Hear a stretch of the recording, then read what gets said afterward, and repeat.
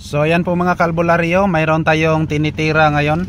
Kasi yung opening at closing niya sa remote control ay hindi gumagana yung nasa mismong door lock.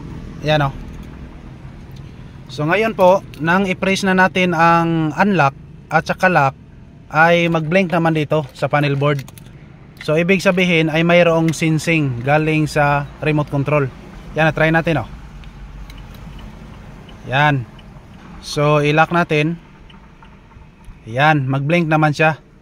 So mayroong demand. I-try natin i-unlock. Tapos lock. So kita natin na hindi gumagana. Try natin lock. Unlock. Nag-blink siya dito pero hindi gumagana ang nasa door. Lock natin. So walang nangyari. Pero naka-blink siya dito sa panel board. So ngayon po mga kalbularyo, ganito ang ginagawa natin. Binaklas lang po natin dito at mayroon tayong nakikita na relay dito. Ando no. Mayroong dalawang relay dito. Ito po ang binaklas natin.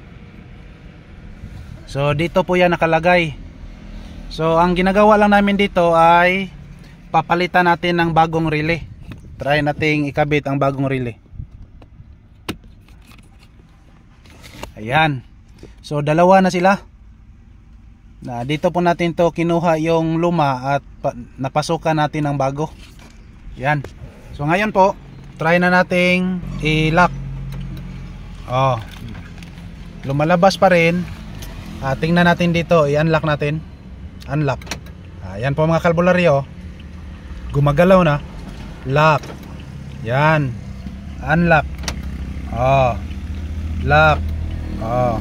Unlock. So yan po ang ginagawa natin mga kalbularyo.